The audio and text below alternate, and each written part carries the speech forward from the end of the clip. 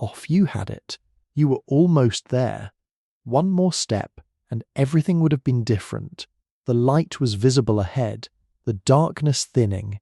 You could feel the warmth on your face, the promise of arrival, the end of the long, terrible descent.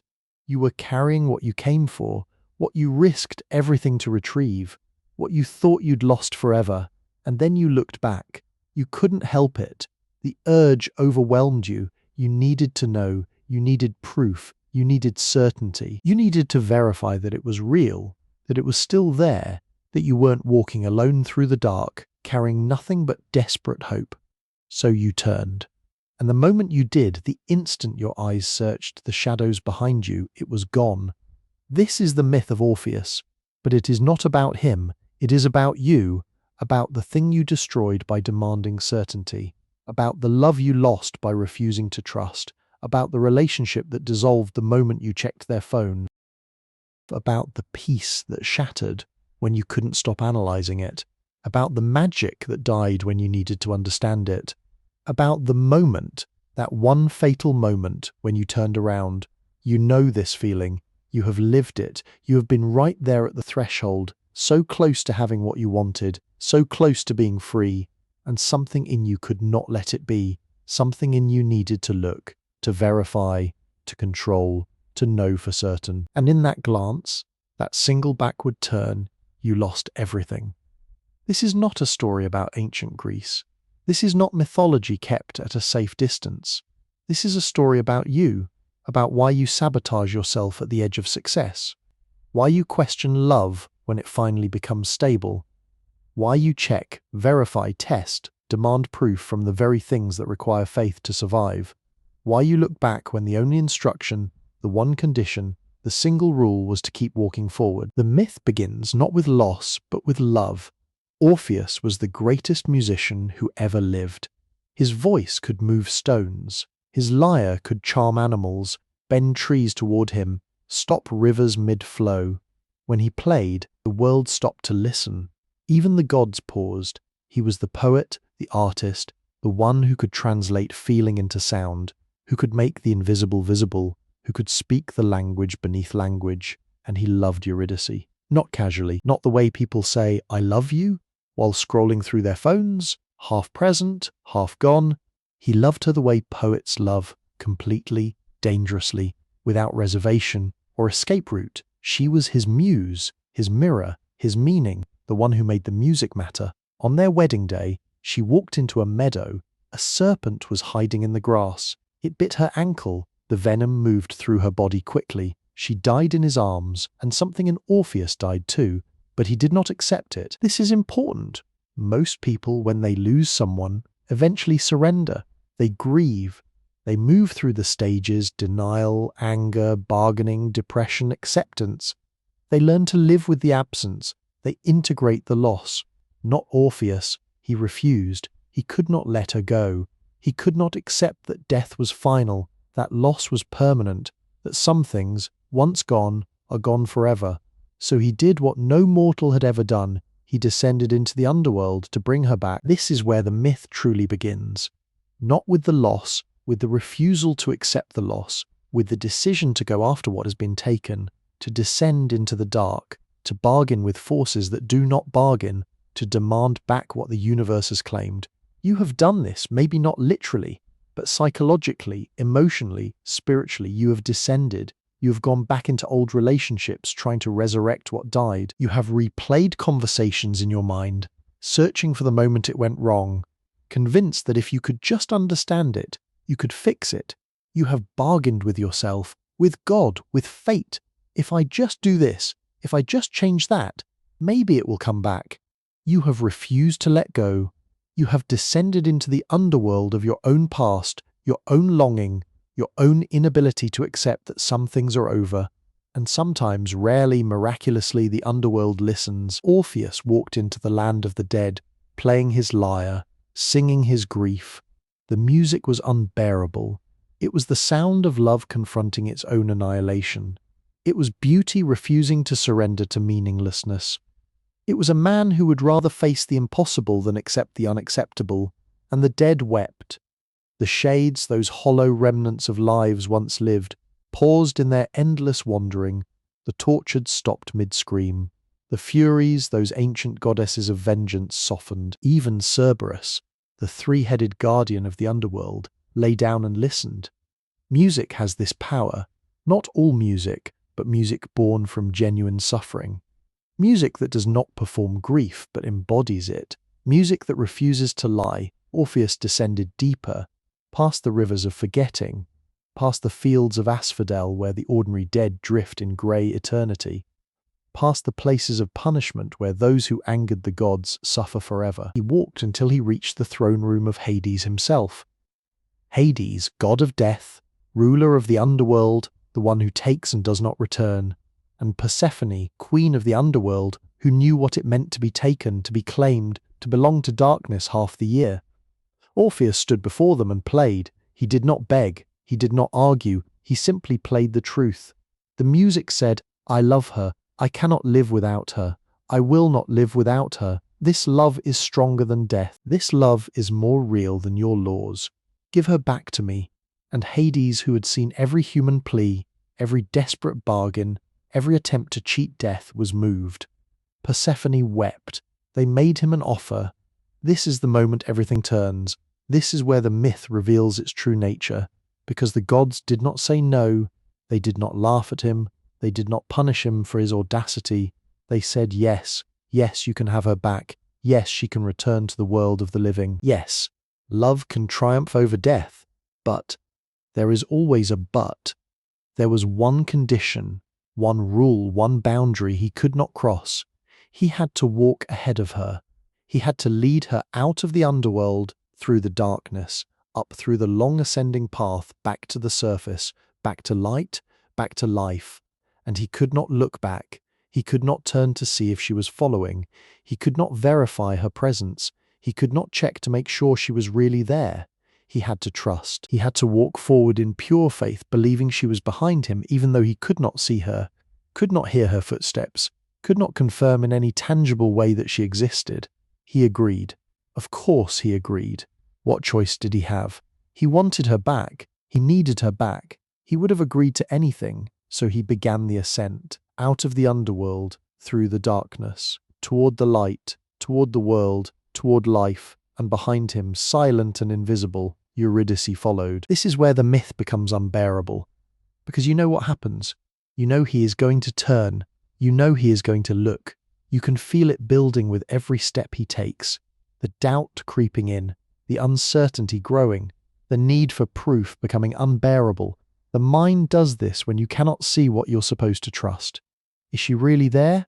This is the question that begins quietly and grows louder with every step.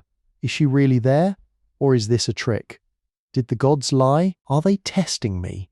Mocking me? Am I walking alone through the dark, convincing myself there is someone behind me when there is nothing?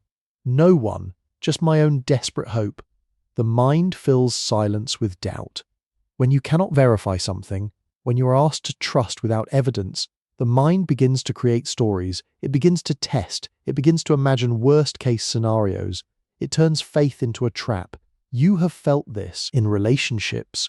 When someone says they love you, but you cannot feel it, cannot see the proof, cannot verify their commitment every single moment. So you test them, you create scenarios, you push them away to see if they will come back. You demand reassurance. You ask the same questions over and over. Are you sure?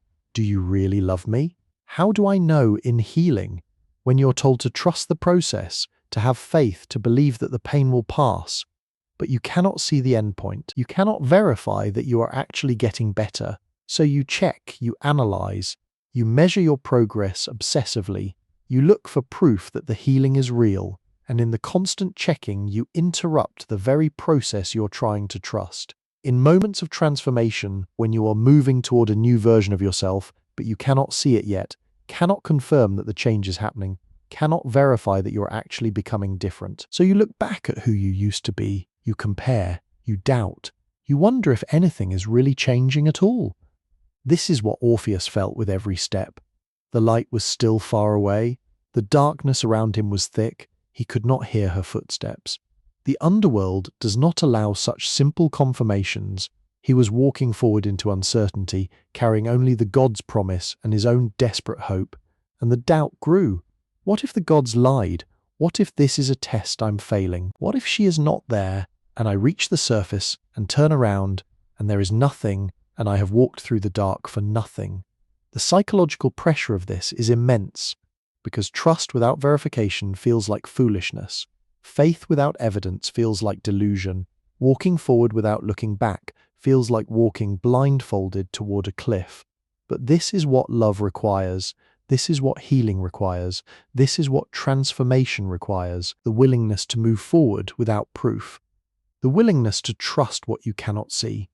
The willingness to believe in presence without constant confirmation. Orpheus kept walking. The path climbed, the air began to change, the oppressive weight of the underworld started to lift. He could feel it, the boundary approaching, the threshold between death and life, the line he had crossed once in descent and was now crossing again in ascent. He was almost there. The myth is specific about this. He could see the light. Not distant, close. He was steps away from the surface, steps away from the world, steps away from having done the impossible, descended into death and returned with what death had claimed. Eurydice was almost saved. He had almost succeeded, but almost is not enough when doubt has taken root.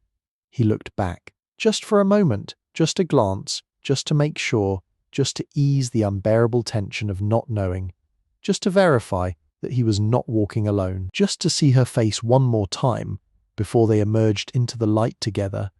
He turned his head, his eyes searched the shadows behind him, and there she was, Eurydice, still in the darkness, still one step behind the boundary between death and life, still in the underworld. Her eyes met his.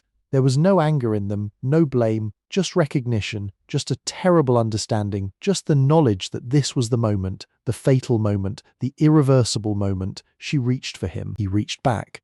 But you cannot hold a ghost. You cannot grab what has already been reclaimed. The instant his eyes found hers, she was pulled back. Not gradually, not with time to speak or say goodbye. Instantly, violently, reclaimed by the underworld. The god's condition had been broken, the one rule violated, the trust betrayed. She vanished. The myth says he tried to follow her back down, that he tried to re-enter the underworld, but the doors were closed now. The gods do not give third chances. He had been given the impossible, and he had destroyed it with a single glance. He was left standing at the threshold, in the light, alone, holding nothing, having come so far, risked so much, descended into death itself, convinced the gods, received the miracle, only to destroy it all in one moment of doubt. This is the myth, but this is also your life. How many times have you been right there, at the edge of something real, something good, something rare, and you sabotaged it? Not because you wanted to, not because you were cruel or careless, but because you could not let it be. You could not trust. You could not walk forward without looking back. You met someone who loved you, but you could not believe it was real, so you tested them. You pushed boundaries. You created scenarios to see if they would stay. You checked their phone, questioned their motives. You demanded proof of what they were already giving you freely. And the moment you turned around to verify, the moment you looked back to make sure the love was real, you destroyed the trust, and they left. Not because they did not love you, but because love cannot survive under constant surveillance. You finally found peace, a rare moment of stillness, a break from the endless anxiety. But you could not let it be. You immediately began analyzing it. Why do I feel calm? Is this real? What if it does not last? What if I'm just avoiding something deeper? And in the analysis, the peace dissolved. Because peace requires presence, and you were too busy looking back at it, examining it, verifying it, to actually stay in it. You were healing, moving forward, building something new. The past was finally behind you, and then you went back. You checked your ex's social media, you reopened the old wound, you reread the messages, you replayed the ending, you looked back, and the healing stopped. Because healing requires forward motion, and you were standing still, staring at what you were supposed to be leaving behind. This is the pattern. This is the myth you are living. You are Orpheus at the threshold, unable to trust what you cannot see. And the thing you keep losing is not out there, it is in you.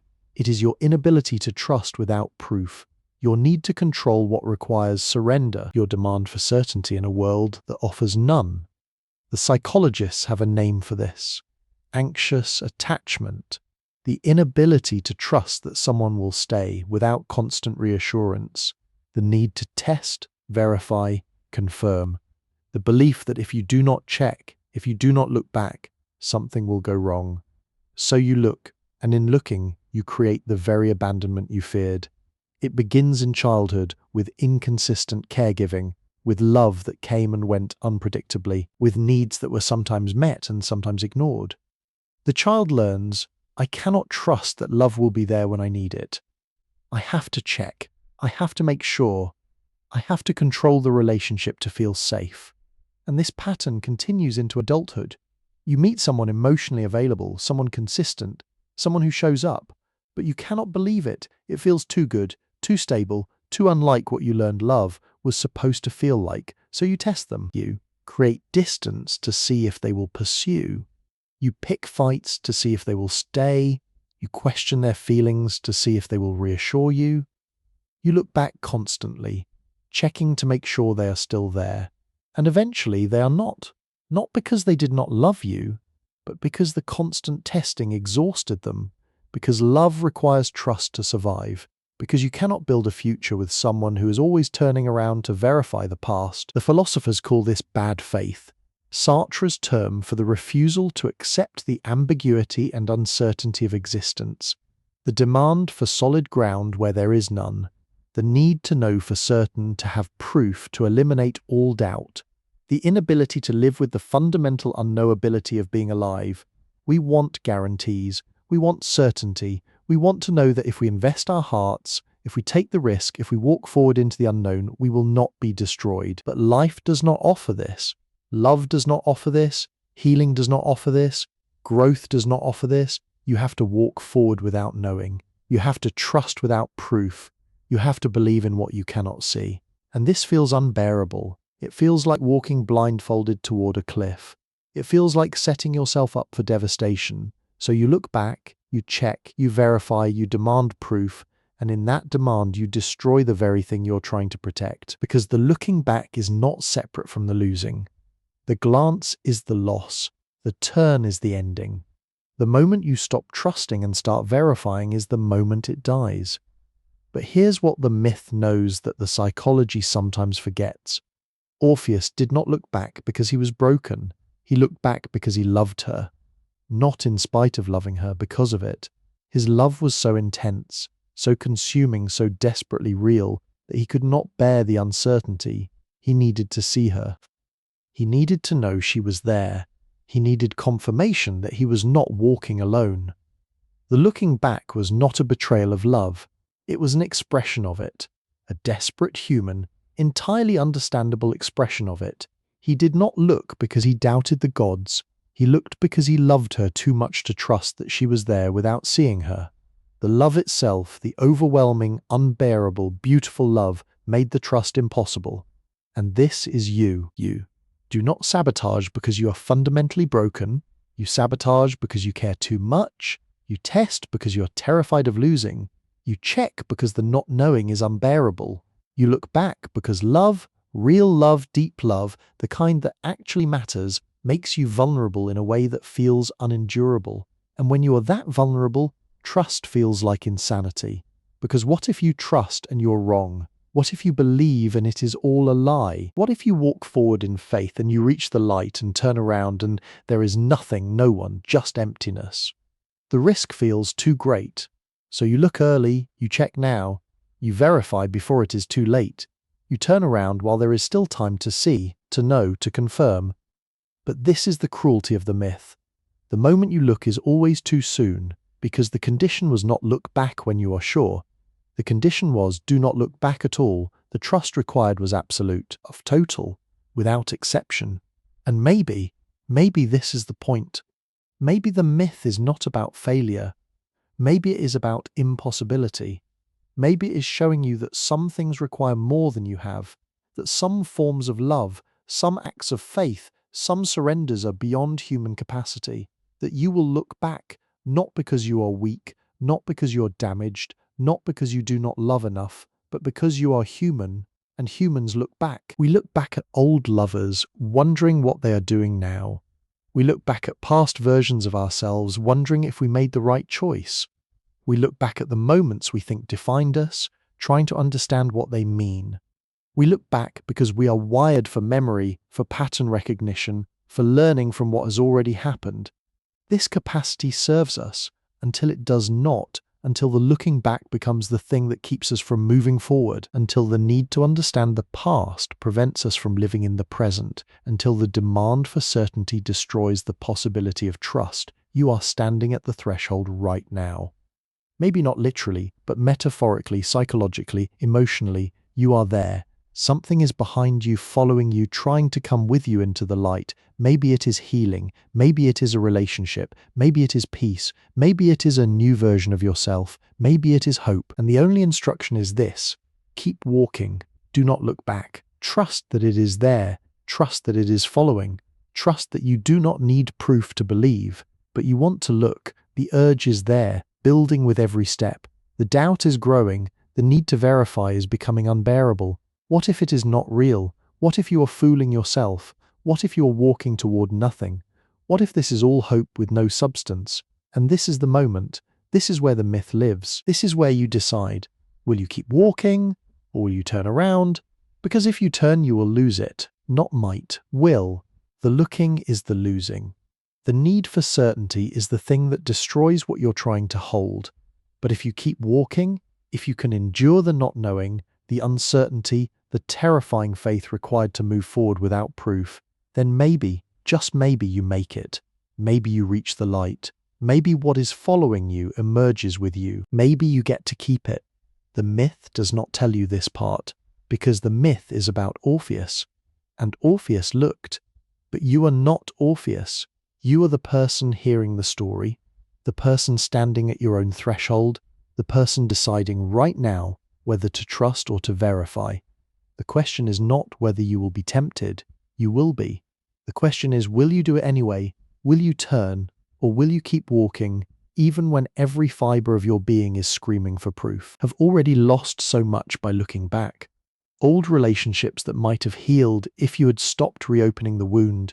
Peace that might have stayed if you had stopped analyzing it to death. Progress that might have continued if you had stopped checking to see if it was real. What if this time you did not look? What if this time you just walked? What if you trusted that healing does not need your constant surveillance to happen? That love does not need your tests to be real? That the future does not need your control to unfold? Orpheus lost Eurydice twice. Once to the serpent. That was fate. Once to his own doubt. That was choice. The first loss was beyond his control. The second loss was entirely within it. He chose to look, and in that choice he chose loss. You have been choosing loss too. Every time you look back, every time you demand proof, every time you test instead of trust, you are choosing the very thing you fear. But choice works both ways. You can also choose trust. You can choose to walk forward. You can choose to let what is behind you follow without verification. You can choose faith over certainty, presence over control, love over fear. The threshold is right there. The light is visible. You are so close, and something is following you, something real, something worth keeping, something that wants to come with you into the life you're building. Do not turn around, just walk. One foot in front of the other, forward, toward the light, toward the life waiting for you on the other side of trust. The boulder Sisyphus pushes will always roll back down. That is his myth, his condition, his eternal return. But your myth is different. Your myth is Orpheus. And the condition is not that you must push forever. The condition is that you must trust without seeing, that you must walk without turning, that you must love without demanding proof every step of the way. Can you do it? Can you walk the final steps without looking back? Can you trust that what you cannot see is still there? Can you endure the unbearable uncertainty of faith? This is what the myth asks of you. Not perfection, not certainty, not even confidence. Just this, the willingness to keep walking when everything in you wants to turn around. The threshold is waiting. The light is ahead, and behind you, silent and invisible, what you love most is following. Do not look back, walk.